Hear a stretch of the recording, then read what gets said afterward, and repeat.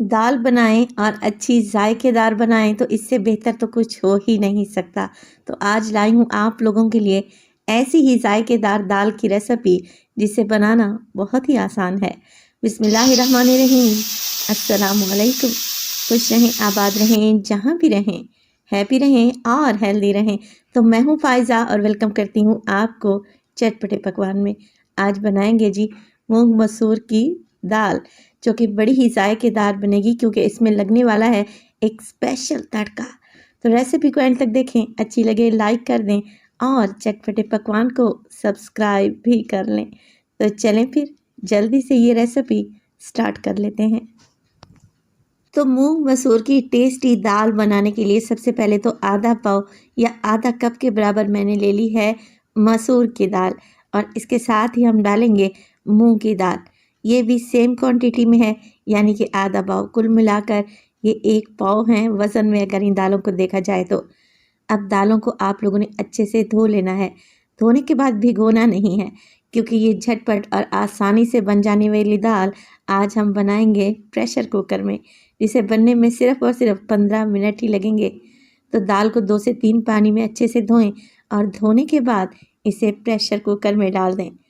अगर pressure cooker नहीं है आप लोगों के पास तो किसी पतीली में भी बना सकते हैं, आराम से बन जाएगी। चलें जी, अब इसमें डाल देते हैं नमक। तो 1 टीस्पून डालने लगी हूँ, कम हुआ तो मज़ीद हम ऐड कर लेंगे। 1 टीस्पून इसमें डालेंगे मोटी कुटी हुई लाल मिर्च, और इसमें शामिल करेंगे साबित सफ़ेद ज़ीरा हाफ़ टी स्पून। दाल को खुशबूदार बनाने के लिए मैं 2 अदद तेज़ पत्तों का इस्तेमाल करूँगी। इसके अलावा मैं डालने लगी हूँ इसमें छोटी इलायची। तो ये आप लोगों ने लाजमी डालनी है।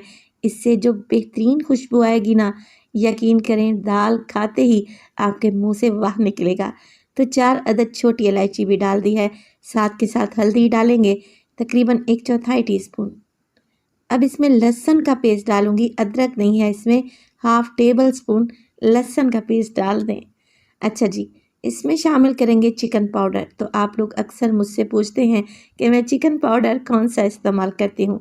तो चिकन पाउडर डाला है मैंने यहाँ पर 1 टीस्पून के करीब। अच्छा, चिकन पाउडर नहीं है आप लोगों के पास तो आप इसमें 1 चिकन क्यूब डाल दें, तब भी दाल का टेस्ट बड़ा ही मज़ेदार आएगा।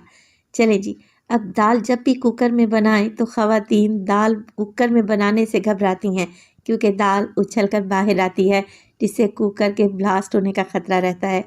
मैं इसमें डालूंगी 2 से 3 टेबलस्पून कुकिंग ऑयल, जिससे दाल बॉयल होते वक्त बिल्कुल भी बाहर नहीं निकलेगी और इंशाअल्लाह ताला एकदम परफेक्ट बनेगी। तो ऑयल डालने से दाल उबल कर बाहर नहीं आएगी, तो ऑयल आपने इस स्टेज पर लाजमी ऐड करना है। चलिए जी, अब इसमें डाल देते हैं लाल मिर्च का पाउडर। तो हाफ टी स्पून डालने लगी हूँ। इसके अलावा दाल को गलाने के लिए डालेंगे पानी। तो दाल में तकरीबन 2 ग्लास के बराबर पानी डाल रही हूँ। दाल इसमें अच्छे से डूब जाएगी और इंशाअल्लाह ताला गल भी जाएगी। मिक्स कर लेंगे, और मिक्स करने के बाद आप कुकर का ढक्कन लगा दें। अच्छा, जब भी कुकर में आप लोग कुकिंग करें तो फ्लेम आप लो टू मीडियम रखा करें। तो हाई फ्लेम पे अगर आप कुकर में कुकिंग करते हैं, एक तो इसके साइडों से हैंडल जल जाएंगे, दूसरा कुकर में इतनी स्टीम बन जाती है कि इसके ब्लास्ट रहने का ख़तरा रहता है। चलें जी, विसल आने के बाद 10 मिनट में ही इस दाल को पकाऊंगी, और 10 मिनट के बाद आप प्रेशर कुकर का सारा प्रेशर निकाल दें। तब आप प्रेशर कुकर का ढक्कन खोलें और आप देखेंगे कि दाल कितने अच्छे तरीके से गल चुकी है। एक दफ़ा दोबारा से इसे हल्का सा मैश कर लेंगे, क्योंकि घुटी हुई दाल बड़ी ही टेस्टी लगती है। अब जो मैंने इसमें तेज़ पत्ता और इसमें छोटी इलायची डाली थी ना, वो आप निकाल लें, क्योंकि इनका काम ख़त्म हो गया है। इनकी अच्छी खुशबू दाल में आ चुकी है। तो ये इतनी झटपट आसानी से और टेस्टी दाल बनती है कि आप इसे रोटी चपाती के साथ खाएं या फिर उबले हुए चावल के साथ, बड़ी ही टेस्टी लगेगी। अब बना लेते हैं इसका एक स्पेशल तड़का, जिसके लिए फ्राइंग पैन में डाला है मैंने आधा कप के बराबर कुकिंग ऑयल। 2 टेबलस्पून में इसमें देसी घी डालूंगी। देसी घी नहीं है तो मक्खन डाल दें, मक्खन भी नहीं है तो स्किप कर दें, कोई इशू नहीं है। चलें जी, ऑयल में डाल देते हैं एक मीडियम साइज़ का प्याज, बिल्कुल बारीक सा स्लाइस करके शामिल कर दें, और प्याज को हल्का सा गोल्डन ब्राउन होने तक आप लोगों ने फ्राई करना है। जैसे ही आप लोग देखें कि प्याज का कलर हल्का सा चेंज हो रहा है, हाफ टी स्पून इसमें डालें साबित सफ़ेद जीरा। हाफ टेबल स्पून डालेंगे अगेन इसमें लहसुन का पेस्ट। तो मैंने ज़ीरा पहले दाल को बॉयल करते वक्त भी डाला था, इस बात का आप लोगों ने ख़ास ख्याल रखना है। चलें जी, लहसुन को मिक्स करते हैं और पका लेंगे इतना कि इसमें से हल्की हल्की सी खुशबू आने लगे। तो जैसे ही लहसुन से अच्छी खुशबू आने लगेगी, मैं इसमें डालूंगी 10 से 12 दाने गोल लाल मिर्चों के, और इसमें कुछ हरी मिर्चें भी काट कर डाल देंगे। और इसमें डालें 8 से 10 अदद कड़ी पत्ते। नहीं है तो आप लोग स्किप भी कर सकते हैं। बस मिक्स करें। जैसे ही लहसुन पर हल्का सा गोल्डन कलर आ जाए, फ्लेम को ऑफ कर दें। अब दाल में अच्छा कलर लाने के लिए मैं डालूंगी इसमें 1/4 टीस्पून कश्मीरी लाल मिर्च का पाउडर। इससे दाल में कलर बड़ा खूबसूरत आएगा। मिक्स कर लेते हैं और ये गरम गरम मज़ेदार सा खुशबूदार तड़का लगा देते हैं अपनी दाल पर।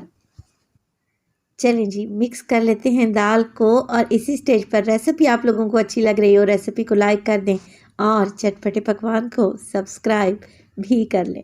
चलें जी, तड़का मिक्स हो गया। अब इस पर डालेंगे ढेर सारा हरा धनिया और इसे गर्मा गर्म सर्व करें आप रोटी चपाती या फिर उबले हुए चावल के साथ।